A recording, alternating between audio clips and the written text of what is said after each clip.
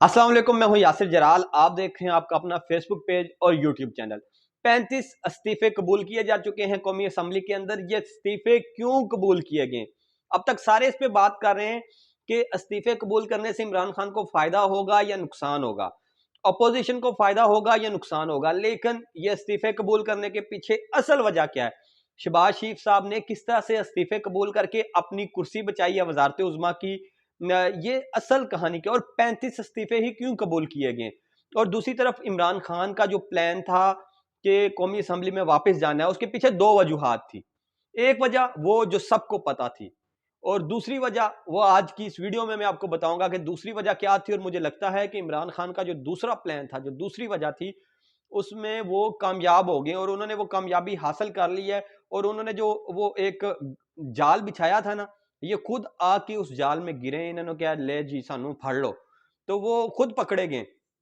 वो जाल क्या था उस पर बात करूंगा, उसके साथ आपको बताऊंगा कि 26 MNA जो हैं वो मुस्लिम लीग नून के पीडीएम जमातों से उन्होंने खान साहब को कहा कि सानू टिकट दे दो, तो हम आपके साथ आने को तैयार हैं। वो 26 MNA कौन है, कहां से हैं, एमक्यूएम की बदलती हुई चालें, उन पर भी बात करूंगा और किस तरह से एमक्यूएम टफ टाइम देगी।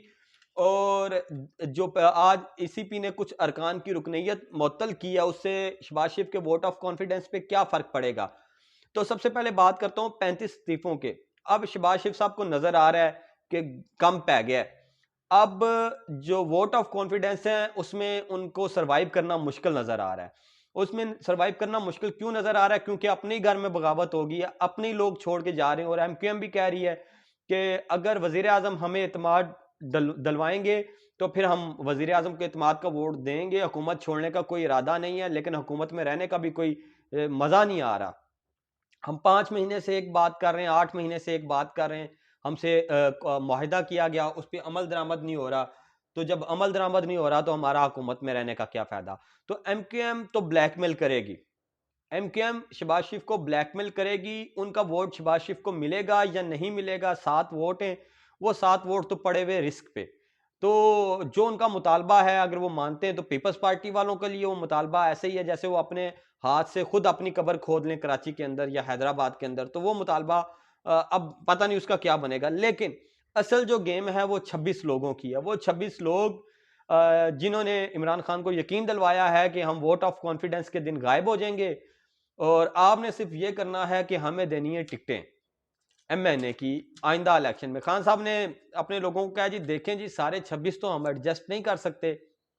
जिन जिन हलकों में हमारे उम्मीदवार कमजोर हैं और जिन जिन हलकों में हम जिन जिन लोगों को एडजस्ट कर सकते हैं, उन उन लोगों को ऑन बोर्ड ले लें और वोट ऑफ कॉन्फिडेंस में उनको गायब करवा दें, या वो नहीं आएंगे वोट ऑफ कॉन्फिडेंस में और हमारा वोट ऑफ कॉन्फिडेंस कामयाब हो जाएगा। अब जो मेरे पास तफसीलें और आई के इमरान खान साहब ने ये तस्दीक की है कि नून लीग के लोग उनसे राब्ते में और कह रहे हैं कि टिकट दे दें बस अपनी, क्योंकि वही कामयाबी की जमानत है। तो आप टिकट दे दें, हम हुकूमत छोड़ देंगे, हम वोट ऑफ कॉन्फिडेंस नहीं देंगे। तो 4 लोग हैं सेंट्रल पंजाब से, 4 MNA हैं केपीके से और 1 MNA का तल्लक है जनूबी पंजाब से। ये है कुल 9 लोग जिनकी तस्दीक खान साहब ने भी की है। 15 लोगों की खबर लगाई है एक्सप्रेस न्यूज ने, लेकिन मेरे पास जो इतलात है वो उसके मुताबिक 26 लोग हैं जो हुकूमत की कश्ती से छलांग लगाने को तैयार हैं। अब जब ये सारा सिनेरियो डेवलप हुआ तो शहबाज शरीफ साहब को एक बात तो वाज़ेह होगी है कि अब उनका वोट ऑफ कॉन्फिडेंस में सरवाइव करना मुश्किल ही नहीं, नामुमकिन हो चुका है। अब उसने क्या किया, उसके लिए ना इधर से खान साहब ने एक चाल चली। खान साहब ने कहा, जी हम कौमी असम्बली में वापस आ रहे हैं। अब कौमी असम्बली में खान साहब की वापसी के पीछे दो मकसद थे। एक मकसद तो आपको पता है कि कौमी असम्बली में जाएंगे, अपोजिशन लीडर अपना होगा, चेयरमैन जो अकाउंट कमेटी है उसमें जो चेयरमैन है वो अपना होगा, जिसपे अभी नूर आलम है, तो पार्लिमानी लीडर अपना होगा। तो फिर जो पीटीआई के जो मुनखरिफ अरकान हैं असम्बली के अंदर ऑलरेडी मौजूद, वो वोट ऑफ कॉन्फिडेंस में वोट नहीं कर सकेंगे शहबाज शरीफ को। एक तो ये फायदा होगा, और दूसरा फायदा ये होगा कि हमारा अपोजिशन लीडर होगा तो फिर निगरान सेटअप के ऊपर इन्हें हमारे साथ बात करना पड़ेगी, तो इसलिए जाना है वापस। ये था एक पहला पॉइंट। लेकिन दूसरा जो इसमें वो पॉइंट था, वो दूसरा नजरिया ये था कि जो टेन्योर है कौमी असम्बली का, वो बढ़ाने की कोशिश कर रहे थे। इनका प्लान था कि हम कौमी असम्बली में एक बिल लाएंगे और बिल लाकर हम कौमी असम्बली की मुद्दत बढ़ा देंगे, 6 साल कर देंगे। जिस पे पीपल्स पार्टी उनके साथ एग्री नहीं करती। तो अब अपोजिशन तो थी नहीं इतनी तगड़ी, तो अब इमरान खान ने कहा कि हमने इसको इसको भी रोकना है।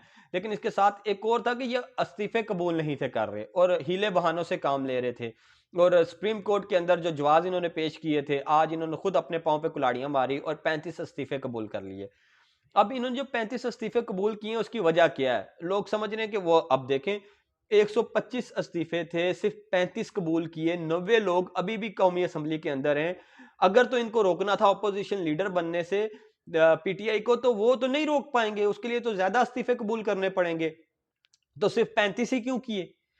तो यहां से वाज़ेह होता है कि हुकूमत का बिल्कुल ये मकसद नहीं है, शहबाज शरीफ का, कि पीटीआई को अपोजिशन लीडर लाने से या पार्लिमानी लीडर लाने से रोका जाए, बल्कि उनका मकसद ये है कि वोट ऑफ कॉन्फिडेंस जब कामयाब हो जाएगा तो फिर असेंबली जाएगी रन ऑफ इलेक्शन में।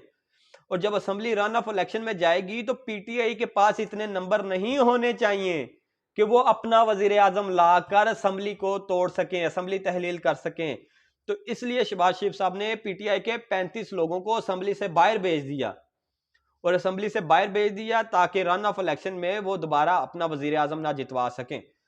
तो शहबाज शरीफ साहब ने, उनको ये पता चल गया है कि वो वोट ऑफ कॉन्फिडेंस में बुरी तरह से हारने वाले हैं। आगे की तैयारियां उन्होंने शुरू कर दी हैं कि आगे से खुद अपना बचाव कैसे करना है।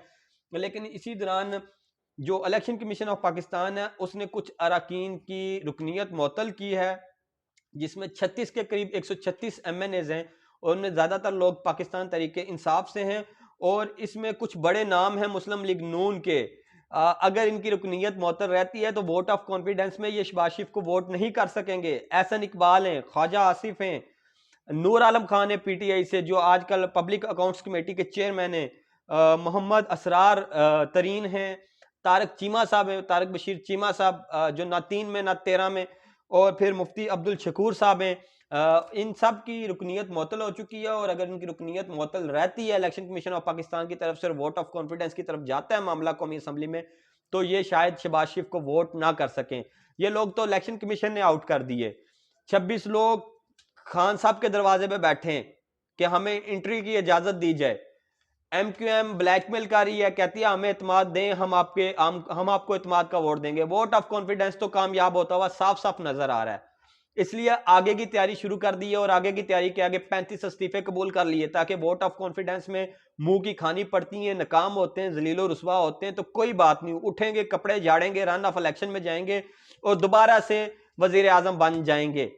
जूते भी खाने हैं, 100 प्याज भी खाने हैं, नून लीग की पुरानी आदत है। लेकिन जो है वो इमरान खान के इस मुतालबे को नहीं मानना और अवाम की राय की एहतराम नहीं करना। हमने इंतखाबात में नहीं जाना, क्योंकि इंतखाबात में जाने से आती है हमें मौत। तो ये थी आज की खबर। मजीद अपडेट्स आपको अगले व्लॉग में दूंगा। तब तक के लिए इजाजत। फेसबुक पर देख रहे हैं तो लाइक और फॉलो कीजिए, यूट्यूब पर देख रहे हैं तो सब्सक्राइब कीजिए। मुझे इजाजत दीजिए। अल्लाह हाफिज।